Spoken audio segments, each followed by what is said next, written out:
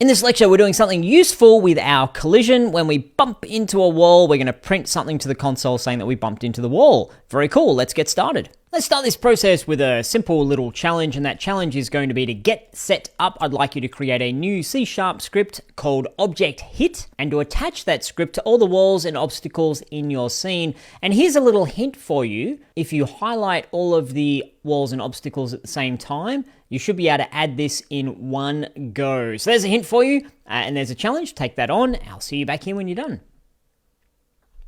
Okay, this is a quick, simple little challenge. I'm going to go into my scripts folder. Did you do that? I hope you did. Keep it neat and tidy. Create. We'll do a mono behavior script. Just easy to do it that way, and we will call it object hit. Hit enter.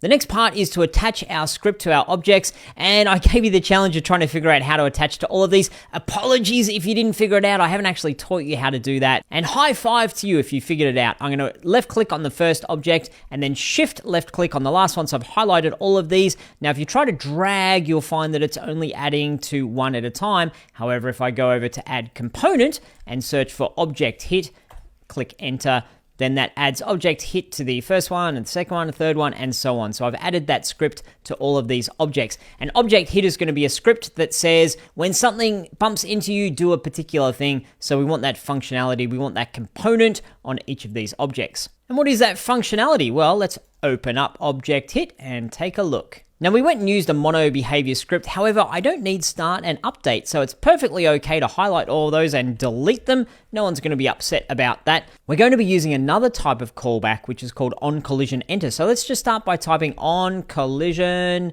and then you can see we've got here OnCollisionEnter. I can click on that, or I can hit enter on the keyboard, and that will add a whole bunch of stuff in there. Now, the first thing I'm going to do, because I'm a little bit OCD on this, is I'm going to pop my curly brace down onto the next line. I like it that way. You can see the autocomplete likes it this other way. Well, that's cool, but I like it down there. Let's talk about what we've got. OnCollisionEnter, as I mentioned, is a callback. That means for the object that we've attached this to, anytime something collides with it, it will do the thing. So if I move, and then bump, you can see when I bump into it, that would be recognized as a collision because my player game object has collision and my wall has collision, and also my player object has a rigid body. So with that combination, rigid body and collider, bumping into this other collider, the game engine knows to do a thing. It says, some collision happened, And when that collision happened, this OnCollisionEnter callback gets called by Unity, and then anything that we've got contained within our curly braces here will be executed or will happen. So that's the first thing I wanted to show you. The next thing I wanted to show you is that we've got some parameters that have been placed in here automatically. We don't necessarily need them. We don't need to use it even if we are collecting it, even if we are getting this information. But in this case, it's handy to know because it's of type collision and it's referring to other. So basically that's saying, hey, can you let me know who just bumped into me? In this case, the wall, which is where our script is contained. We just put that on there, the object hit script. That's knowing that something collided with it. It's saying, hey, can you tell me who just bumped into me, please? Because I need to know that information. And that's what's being passed in when OnCollisionEnter is being called, which is very, very useful. And you can see we've got private. Up here, we've got public. So we can see these two examples.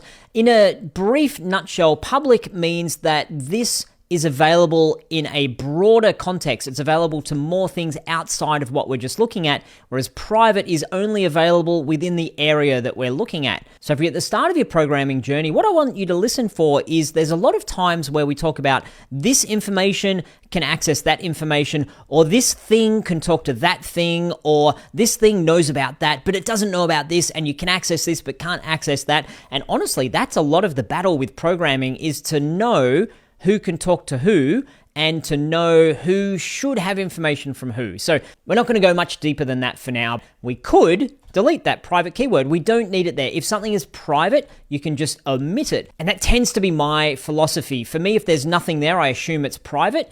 And if I actually go and put the word public, then I know it's public. Other people will always put private in all cases, but it's up to you. It's not a big one. For now, I'll leave it in there just so we don't get any confusion, but a lot of the times you'll see me just delete private because I don't think I need it. Okay, that was long-winded and a lot of me talking, so let's do some more doing. What is going to happen when we collide? Let's print out something to the console. So we start with debug.what? Debug.log, and we put that in parentheses, and we need a string reference, and therefore we need quotation marks. So the quotation marks, what are we going to say in here? Something hit me. And then we'll do our semicolon down the end, save, back over into Unity. We'll access our console, click on play, and now it should be when I bump into a wall, bump, you can see down here, something hit me. Now, important, if I bump and then stay bumping, it's not going to be sending messages and messages and messages and messages because we're using OnCollisionEnter, which is saying when collider A enters into collider B, do a thing. So that's good to know. And looking down here, you can see each time I bump into this object, 6, 7, 8, 9, it's collapsed. If it wasn't collapsed, it would just be printing it out as another one and as, I'd better do it there, as another one and another one and another one. But because we have collapse, it's just collapsing all of the same statements. So you can see it increasing. So that's a way you could do score, or you could do status, or you could do health or hit points, whatever, because we know bumped into me, take my score down, take my score down, take my score down, etc. So that's all I wanted to cover in this lecture. I will see you in the next one.